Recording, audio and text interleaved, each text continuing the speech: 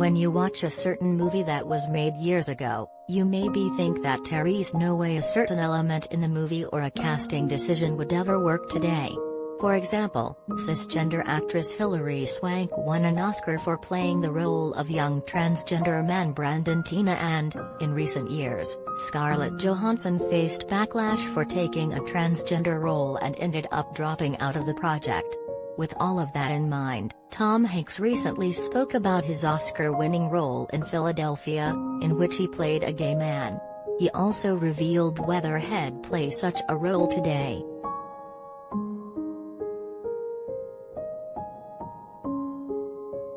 Tom Hanks has won Oscars for playing Andrew Beckett, a gay man with AIDS, in Philadelphia and for portraying the slow-witted but kind titular character in Forrest Gump.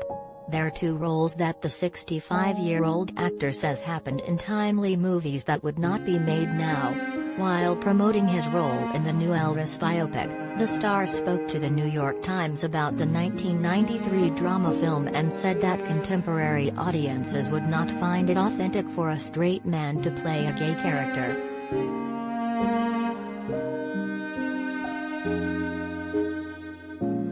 Let's address: could a straight man do what I did in Philadelphia now? No, and rightly so. The whole point of Philadelphia was don't be afraid.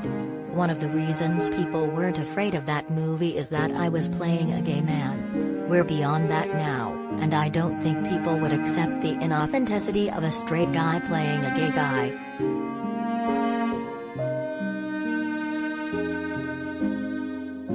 Tom Hanks may have a point in suggesting that audiences found his character more palatable because he was playing the role. The debate regarding whether straight actors can play gay characters has persisted for quite some time now. While members of the LGBTQ+ community are starting to be cast in said parts, there are still instances in which that's not the case.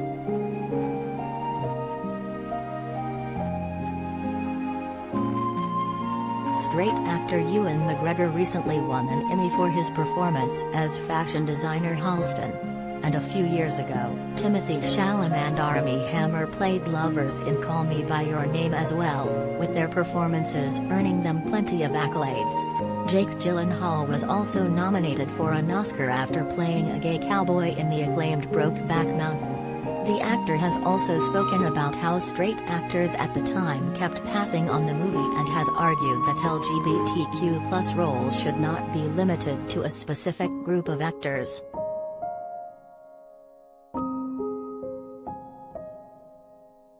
There are other actors who would agree with Tom Hanks' statements, like Eddie Redmayne, who regretted taking on a transgender role in The Danish Girl.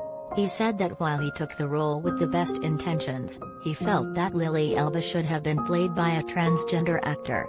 It is true that there are a number of people in the LGBTQ+ community who want the opportunity to be seen in Hollywood, as discussed in Netflix's documentary Disclosure, which centers on the trans visibility.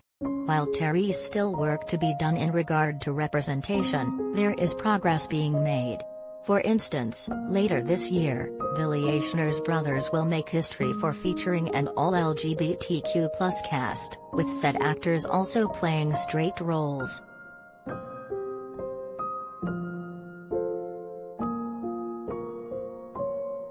The topic of casting LGBTQ+ roles seems complex, to say the least. On the one hand, some would argue that such parts should go to someone who actually belongs to the community, especially as many are still working to land such roles. On the other hand, it should be noted that actors aim to portray different kinds of experiences regardless of their personal backgrounds because a character resonates with them and/or they want to challenge themselves. It's an interesting conservation and one that will likely persist in the entertainment industry.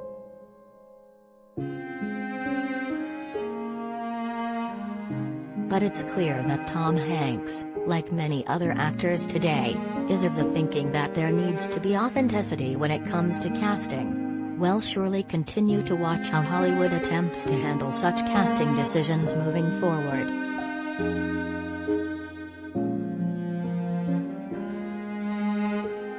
Those those looking to see Tom Hanks in a new role can see him showing a side of him you've never seen before as the King's manager Colonel Tom Parker in Elvis. The movie hits theaters on June 24 and will be available to stream with your HBO Max subscription on August 8.